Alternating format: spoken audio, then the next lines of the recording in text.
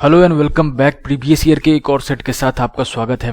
इसमें हम लोग देखेंगे कुछ इंपॉर्टेंट क्वेश्चन और उन क्वेश्चन के साथ उनको बनाने का एग्जैक्ट वे बताऊंगा मैं आपको, और उसके साथ आप ये भी जानेंगे कि जो कॉन्सेप्ट इस्तेमाल हो रहा है वो किस तरीके से आप उसमें अपना समय बचा सकते हो। चीज़ों को बिल्कुल कॉन्सेप्ट के और ट्रिक के मदद से समझोगे आप। तो ये जो भी क्लासेस आपके एग्जैक्ट वे के इस यूट्यूब चैनल पे आ रहा है उसको आप जरूर से अच्छे से कवर करके जाना, क्योंकि ये सारे क्वेश्चन बहुत ही इंपॉर्टेंट है और जो क्वेश्चन बहुत बार पूछा जा रहा है मैं उन सभी क्वेश्चन को इंक्लूड कर रहा हूँ और उनको कम से कम सेकंड्स में बनाने का तरीका बता रहा हूँ। जैसे आपकी स्क्रीन पे यही एक क्वेश्चन दिया गया है, कई बार पूछा जाता है, इसे आप बिना पेन पेपर के बना सकते हो।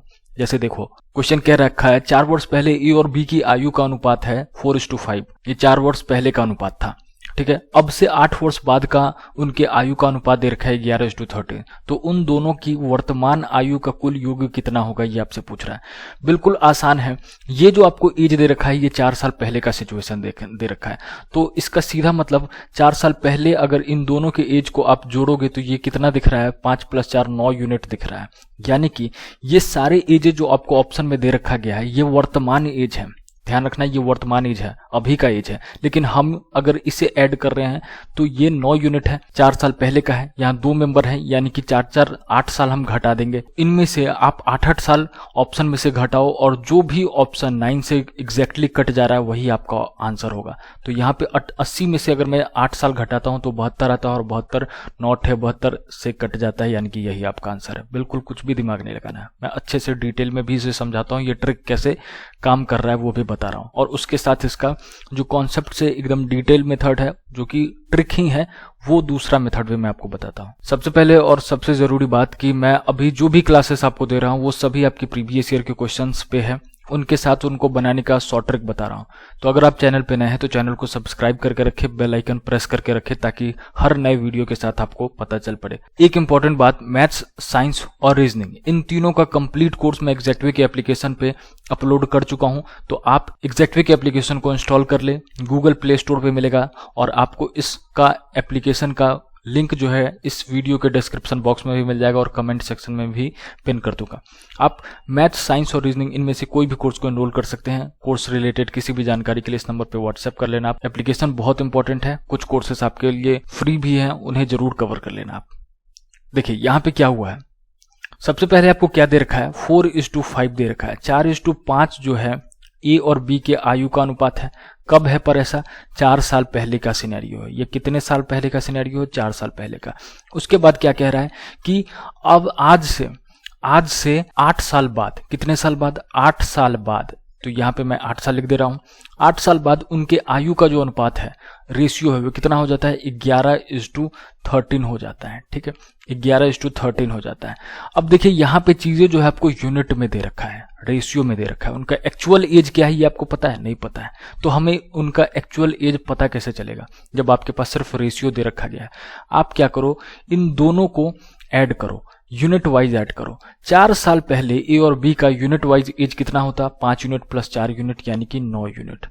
ठीक है, ऐसा कब होगा, तो 4 साल पहले का होगा, 4 साल पहले का सिनेरियो है। और यहां पे आपको जो ऑप्शन दे रखा है, आंसर दे रखा है, वो कब का दे रखा है, ये आपको दे रखा है अभी, आज वर्तमान में, प्रेजेंटली उनका एज क्या है वो दे रखा है। तो अगर मैं इससे काम चलाना चाहूं, सिर्फ इतने से मैं अपना आंसर लाना चाहूं, तो मैं क्या करूंगा, 4 साल पहले का सिनेरियो इन ऑप्शन में भी बनाऊंगा। 4 साल पहले का सिनेरियो बनाने का मतलब ये सभी एज जो दे रखा है वो ए और बी के आयु को जोड़ के दे रखा है। तो आज ए और बी का आयु जितना होगा 4 साल पहले कितना होगा, तो 4 साल ए का भी आयु घटा दोगे, बी का भी आयु घटा दोगे, वही होगा। तो इस 80 साल में से हम 8 साल घटाएंगे, क्यों, क्योंकि ए का भी 4 साल घटाएंगे और बी का भी 4 साल घटाएंगे। तो ये आपको क्या दे देगा, ये आपको दे देगा कि 4 वर्ष पहले ए और बी का आयु का ऐड करके जोड़ दे देगा। तो ये आपको 80 में से मैं इसीलिए मैं क्या किया, 80 में से 4 यानी कि 8 साल घटाया, तो ये आपको दे दिया 72। 72 में से इसमें इसको भी आप 4 साल पहले का सिनेरियो बनाओगे ए और बी का, तो क्या करोगे, इसमें से भी आप 4 साल घटाओगे। तो 72 में से 4 यानी कि 8 साल घटाओगे तो ये हो जाएगा 64। 96 में से 8 साल घटाओगे तो ये हो जाएगा आपका कितना, 88। और 76 में से आप 8 साल घटाओगे तो ये कितना हो जाएगा, 68। आप मुझे बताओ इनमें से कौन सा 9 से कंप्लीटली डिवाइड हो रहा है तो सिर्फ 72 ही हो रहा है, यानी कि यही आंसर होगा। ठीक है, तो ये तो तरीका हो गया ऑप्शन से बना करके। क्या करूं अगर ऑप्शन से ना बनाने का मन हो तो देखिए, आपको अगर ऑप्शन से बनाने का नहीं मन है तो ये गलत बात है, क्योंकि समय ज्यादा खराब होगा। तो भी उसका मैं तरीका बता देता हूं। ये जो है ए का एज दे रखा है, ये जो है बी का एज दे रखा है। ठीक है, ए और बी के उम्र में कितने का अंतर दिख रहा है, तो आप देखो 1 साल का अंतर दिख रहा है। कितने का अंतर दिख रहा है, 1 साल का अंतर दिख रहा है। तो 4 साल पहले ए और बी के बीच में 1 साल का अंतर था। 8 साल बाद कितने साल का अंतर दिख रहा है, तो 13 में से 11 गया, कितने का अंतर दिखा, 2 साल का। क्या ऐसा हो सकता है, कभी भी ऐसा पॉसिबल है? आपके और आपके भाई के उम्र में अगर आज 1 साल का अंतर है मान लीजिए, तो आने वाले 10 साल में भी, 10 साल बाद भी आपके और आपके भाई के बीच का एज का अंतर कितना होगा, 1 साल ही होगा। ऐसा तो नहीं है कि बदल जाएगा, दो आपके भैया ज्यादा जल्दी बड़े हो जाएंगे और आपका एज वहीं के वहीं रह जाएगा, ऐसा तो नहीं है। तो यहाँ पे 1 साल का अंतर दिख रहा है, यहाँ 2 साल का अंतर दिख रहा है, तो इसे हमें ठीक करना होगा। ये हम कैसे कर सकते हैं, तो आप यहाँ पे क्या करोगे, ये जो 2 है इसको मल्टीप्लाई कर दोगे इससे, ठीक है, और ये जो ऊपर का 1 है इसको मल्टीप्लाई कर दोगे इससे, तो ये अब आपका नया रेशियो दे देगा। और ये कितना हो जाएगा, 4:5 है, तो 4 दूनी 8 यानी कि 8:10 हो गया। यहाँ पे कितना हो गया, 11:13 हो गया। अब आप देख लो इन दोनों की एज का अंतर यहाँ पे कितना दिख रहा है, तो 10 में से 8 गया यानी कि 2, और 13 में से 11 गया तो बचा कितना, 2। तो यहाँ पे अब आपको करेक्ट हो गया है, दोनों के एज का अंतर दोनों जगह दोनों सिचुएशन में सेम दिख रहा है। तो बिल्कुल अगर ऐसा दिख रहा है तो बस आप क्या करो, यहाँ पे देखो ये यहाँ इससे और इसके बीच में कितने का अंतर है, 4 साल पहले, अब से 4 साल पहले और अब से 8 साल बाद के बीच का कितने का अंतर है। तो यहाँ यूनिट वाइज देखोगे तो 11 माइनस 8 कितना यूनिट का अंतर है, तो ये है आपको 3 यूनिट का अंतर। और 3 यूनिट का अंतर का वैल्यू कितना दे रखा है, 8 + 4 यानी कि 12 साल। तो 1 यूनिट का वैल्यू कितना हो गया, 3 चौका 12, 4 साल। अगर 4 साल हो गया 1 यूनिट का वैल्यू, तो 8 यूनिट का वैल्यू कितना हो गया, 8 यूनिट किसका है एज, तो ए का, कब, तो 4 साल पहले का, तो 8 यूनिट का वैल्यू हो गया 8 चौक 32 साल। ठीक है, और 10 यूनिट का वैल्यू कितना हो गया, तो 10 गुने 4 यानी कि 40 साल। तो ये आपको जो ए और बी का एज नजर आ रहा है वो कब का एज है, तो 4 साल पहले का एज है। हमें कब का एज पूछ रहा है, तो आज का एज पूछ रहा है, वर्तमान का एज पूछ रहा है। तो हमें अगर वर्तमान में आना है तो क्या करेंगे, 4 साल इसे भी आगे लाएंगे और 4 साल इसे भी आगे लाएंगे, यानी कि 32 + 4 कितना हो गया, 36, और 40 + 4 कितना हो गया, 44। तो इन दोनों का एज का सम कितना हो जाएगा, 80। ठीक है, 32 + 4 40 + 4 80 हो जाएगा ना। तो यही आपका आंसर है। ठीक है, एकदम बच्चे की तरह डिटेल में मैं बता दिया। अब इस क्वेश्चन को देखिए, बड़ा इंपॉर्टेंट क्वेश्चन है, टाइम स्पीड एंड डिस्टेंस से ये क्वेश्चन है। इसको भी आप मुजवानी बना सकते हो, सीधे ट्रिक पे है ये क्वेश्चन। इसमें क्या होता है, एक निश्चित दूरी को कभी किसी स्पीड से तय किया जाता है और अगली बार कुछ और स्पीड से तय किया जाता है। तो उनके कारण जो टाइम का अंतर आता है, इसका ये फंडा है। देखिए क्वेश्चन क्या कह रहा है, एक ट्रक है किसी निश्चित गति से 384 किलोमीटर की दूरी तय करता है। कितना, तो 384 किलोमीटर। ठीक है, आगे कह रहा है कि यदि स्पीड को 16 किलोमीटर प्रति घंटा कम किया जाता है तो उसी दूरी को तय करने में अब की बार 2 घंटे अधिक लगता है। मतलब अगर पहले वो मान लेते हैं x स्पीड से जा रहा होगा, तो अब कब कितने स्पीड से जा रहा है, तो x - 16 की स्पीड से जा रहा है। ठीक है, जिसके कारण टाइम डिफरेंस कितना है, तो टाइम डिफरेंस आपको दे रखा है कितना, तो 2 घंटे दे रखा है। कितना दे रखा है, 2 घंटे दे रखा है।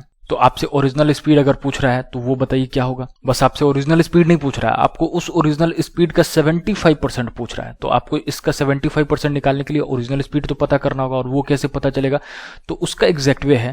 तो वो एग्जैक्ट वे क्या है, तो जो डिस्टेंस है, फिक्स्ड डिस्टेंस है, बराबर हो जाएगा क्या, स्पीड 1 × स्पीड 2 बट्टे स्पीड 1 - स्पीड 2 × टाइम डिफरेंस। ठीक है, सीधे इस ट्रिक पे आप वैल्यू पुट करो, आपका आंसर आ जाएगा। तो जो आपको फिक्स्ड डिस्टेंस है वो कितना है, 384। S1 × S2 कितना दे रखा है, तो ये है आपका x × x - 16 दे रखा है। अब नीचे में क्या आएगा आपका, तो नीचे में आपका स्पीड का डिफरेंस S1 - S2, तो x - x - 16 कितना हो जाएगा, ये आपका 16 हो जाएगा। टाइम डिफरेंस कितना दे रखा है, 2 दे रखा है। तो भैया ये इसे आपका तो 2 × 8 = 16, तो ये क्या दे देगा, x × x माइनस 16 बराबर आपका क्या हो जाएगा 384 गुने 8 हो जाएगा आपका। अब देखिए यहाँ पे आप दिमाग क्या लगा सकते हो, आपको x का वैल्यू निकालना है। अगर आप इसे तोड़ताड़ करोगे तो ये क्वाड्रेटिक इक्वेशन में चला जाएगा। तो देखिए हमें निकालना क्या है, तो ओरिजिनल स्पीड, यानी कि ये आपका S1 है और ये आपका S2 है। तो हमें S1 इंटू S2 इस तरीके का निकालना है, यानी कि आपको जो दो वैल्यू है वो ऐसा वैल्यू लेना है कि अगर x जितना हो उससे दूसरा जो S2 है वो 16 कम हो, यानी कि इन दोनों को आप गुना करोगे और उनको दो ऐसे टुकड़ों में बांटोगे जिनके बीच का अंतर कितना होगा, तो उनके बीच का अंतर 16 होगा। तो इसके लिए आप एलसीएम लोगे, एलसीएम लोगे तो आपको निकलेगा क्या 64 इंटू 6 इंटू 8 निकलेगा। ठीक है, 8 को अलग में छोड़ दिया और 384 को मैं तोड़ा हूं तो 64 इंटू 6 हो गया है।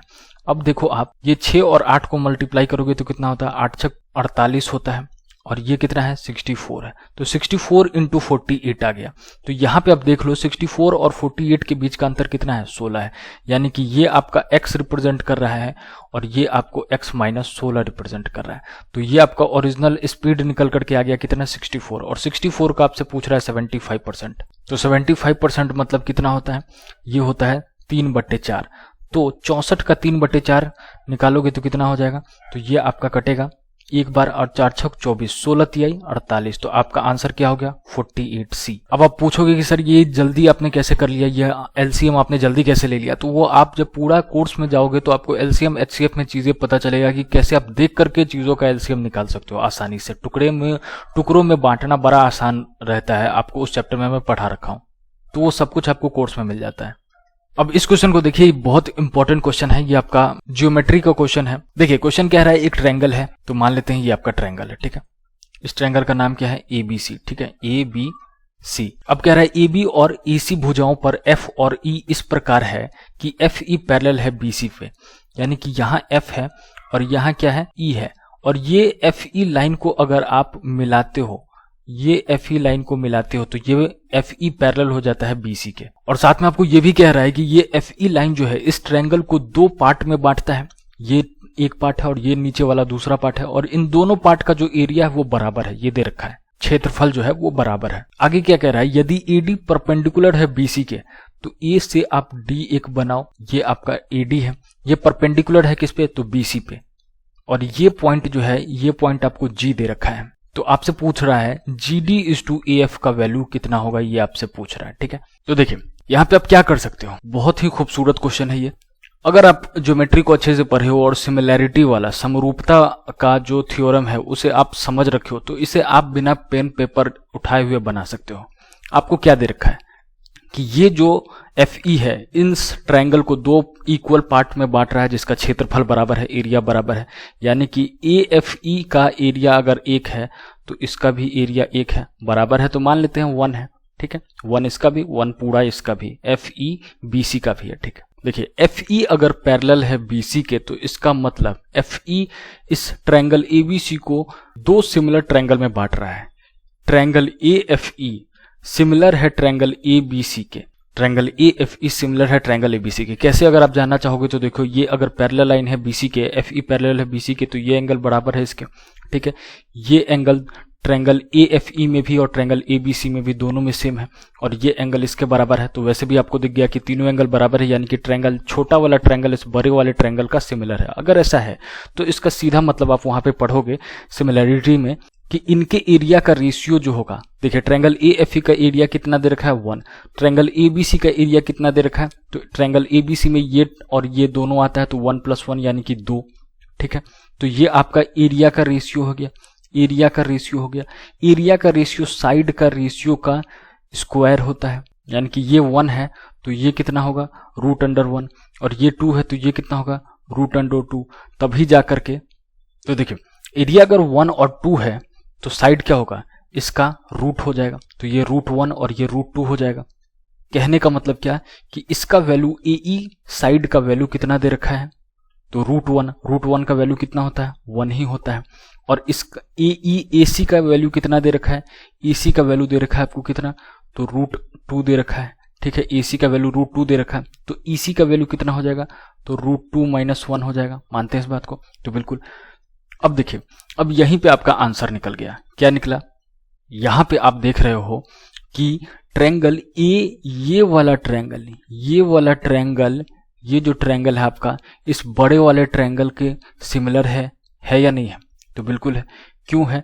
क्योंकि ये आपका 90 डिग्री दिख रहा है, ये भी आपका 90 डिग्री दिख रहा है, ये एंगल बराबर है, ये एंगल बराबर है, और ये एंगल जो है ये आपका कॉमन है दोनों में। तो ये छोटा वाला ट्रायंगल इस बड़े वाले ट्रायंगल का सिमिलर है। इसका मतलब इसका जो साइड्स का रेशियो होगा वही इस साइड्स का रेशियो हो जाएगा। यानी कि ये अगर 1 है तो ये भी 1 हो जाएगा, और ये पूरा का पूरा क्या हो जाएगा? तो AD हो जाएगा आपका कितना? तो AD हो जाएगा √2। तो अगर AD √2 है और AG आपका 1 है, तो AG आपका 1 है, तो GD आपका कितना हो जाएगा? तो √2 - 1। ये वैल्यू कितना निकल करके आ जाएगा? तो ये वैल्यू हो जाएगा √2 - 1। ठीक है, तो आपसे पूछ रहा है क्या? GD is to AG। तो GD कितना दे रखा है? तो GD आपका यहाँ पे √2 - 1 निकला है, और AG आपका कितना है? तो AG आपका है 1। तो आपका आंसर क्या दिख रहा है? तो √2 - 1 कहाँ दिख रहा है? √2 - 1 यहाँ। तो यही आपका आंसर है। ठीक है, देखिए समरूपता पे ज्योमेट्री चैप्टर में आपका जो सिमिलैरिटी वाला चैप्टर है, जितने क्वेश्चन मैक्सिमम पूछे जाते हैं वो इसी कॉन्सेप्ट पे पूछा जाता है। तो इससे रिलेटेड आपको हर सेट में क्वेश्चन मिलेगा, और आपको इस पे ज्यादा से ज्यादा प्रैक्टिस करना चाहिए।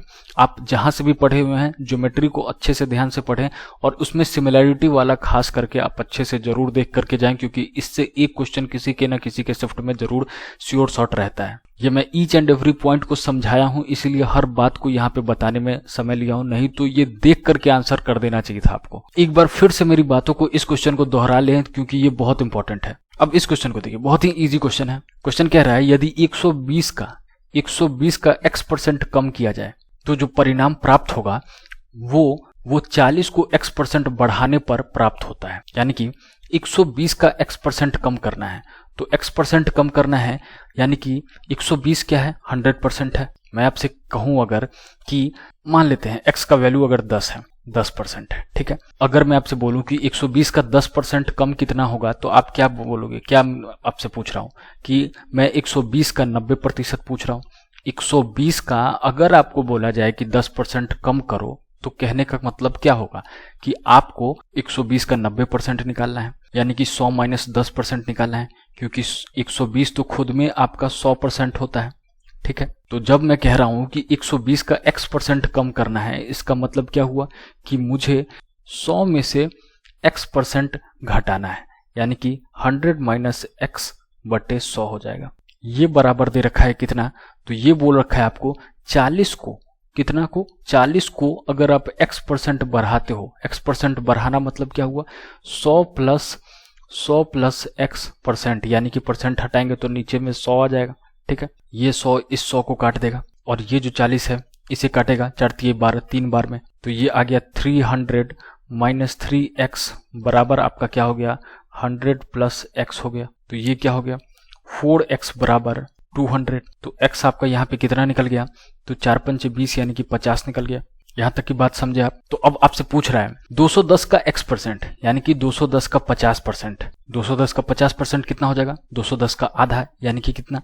105। वो जो है 180 का x + 20%, यानी कि 50 + 20%, यानी कि 180 का 70%। तो 180 का 70% कितना होगा? तो आसानी से जल्दी कैसे कर सकते हो? तो 10% का वैल्यू कितना हो जाएगा? 18।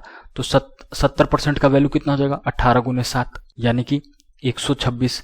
तो अब आपसे क्वेश्चन पूछ रहा है कि ये जो 105 है वो 126 से कितना प्रतिशत कम है। तो सबसे पहले तो देखो 126 से ये कितना कम है, तो ये 1, और ये कितना कम है? 21 कम है। ये जो 21 है वो कितना प्रतिशत है 126 की तुलना में? तो ये आप 100 से मल्टीप्लाई कर दो, तो इसको आप काट कूट करोगे तो ये 16/2/3% आएगा। ठीक है, तो ये आपका आंसर हो जाएगा सी। अब आप बोलोगे कि सर ये कैलकुलेशन आपने जल्दी कैसे किया? तो एक तो मैं परसेंटेज चैप्टर में इसको जल्दी से जल्दी करने का ट्रिक भी बता रखा हूं। अगर आपको कुछ भी नहीं आता है तो आप एक बार सोचो, 21 को मल्टीप्लाई करना है 100 से, तो यहाँ पे क्या आ जाता है? 2100। तो इसको डिवाइड देना है 126 से। तो अगर आप इसे दोगुना करोगे तो ये 21 210 से तो अधिक हो जाएगा। तो अधिक हो जाएगा तो इसका मतलब आप पहले एक मर्तबे में पहले काटोगे। तो यहाँ पे 33 दिख रहा है, यहाँ पे 20 दिख रहा है, तो ये दोनों ऑप्शन तो बिल्कुल नहीं होगा, या तो ये होगा या तो ये होगा। अब डिफरेंस निकाल के देखोगे तो आपको 6 टाइम्स अगर मल्टीप्लाई करोगे तभी इसके आसपास आप पहुंचोगे, तो यही आपका आंसर हो जाता है। ठीक है, अब इस क्वेश्चन को देखिए, बहुत ही इंपॉर्टेंट क्वेश्चन है ये आपका। यहाँ पे आपको साइन थीटा का वैल्यू दे रखा है, आपसे कॉस थीटा का वैल्यू पूछ रहा है। कुछ भी दिमाग नहीं लगाना है। साइन थीटा मतलब ये क्या होता है, साइन थीटा मतलब क्या होता है, P/H। तो ये परपेंडिकुलर है और ये आपका क्या है, हाइपोटेनस है।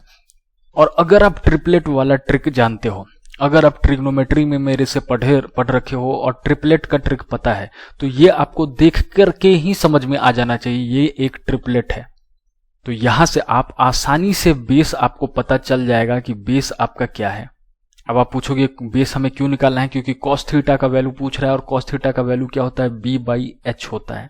ठीक है, तो B अगर पता चलेगा तभी आप निकाल सकते हैं। तो B कैसे पता चलेगा, देखिए मान लीजिए ये एक राइट एंगल ट्रायंगल है, एक बहुत इंपॉर्टेंट ट्रिपलेट मैं आपको बता देता हूं कि ये P है, तो ये P² - 1/2 होगा और ये P² + 1/2 होगा। ये एक ट्रिपलेट है। आप ट्रिग्नोमेट्री में पढ़ोगे तो वहां पे आपको जाकर के चीजें पता चलेगा, बहुत ही आसान है। तो ये आपका हाइपोटेनस होता है, ये आपका बेस हो गया, ये आपका क्या हो गया, परपेंडिकुलर हो गया। अब देखिए ये एक ट्रिपलेट ध्यान रखिएगा।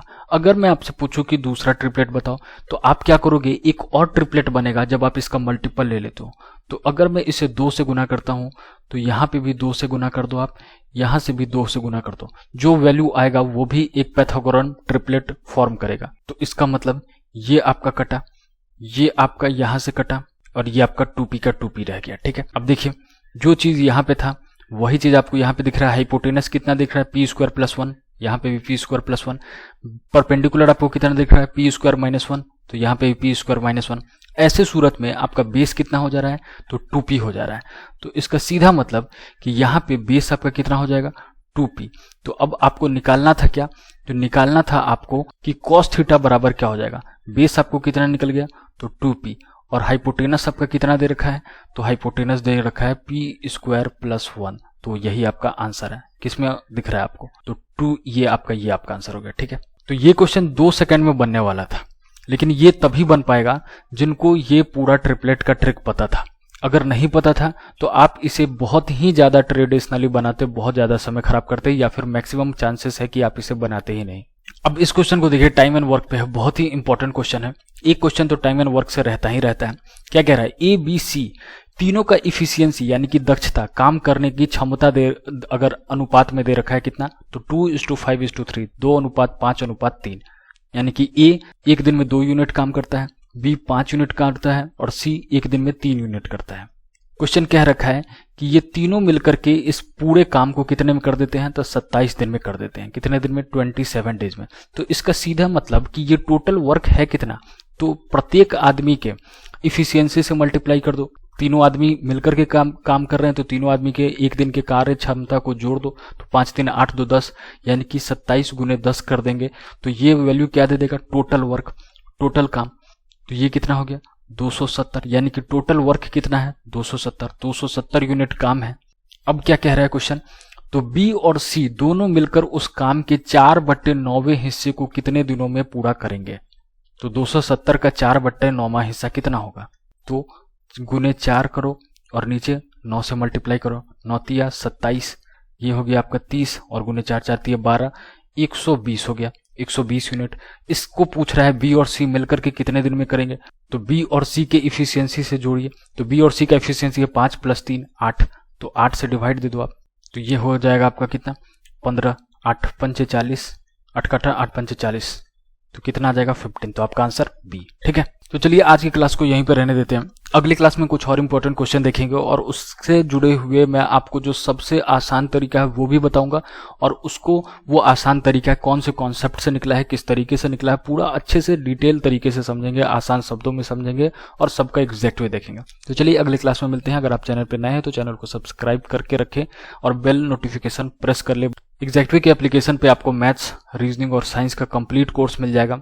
रेलवे के लिए आपको ये बहुत हेल्पफुल है, सबसे ज्यादा फायदेमंद आपको इस कोर्स से मिलेगा। तो इस एप्लीकेशन को इंस्टॉल जरूर कर लें ताकि आप इस कोर्स के साथ जुड़ सकें और ये आपको एग्जाम में सीधे फायदा कराएगा। चलिए अगली क्लास में मिलते हैं। Thank you so much, God bless you, जय हिंद, जय भारत।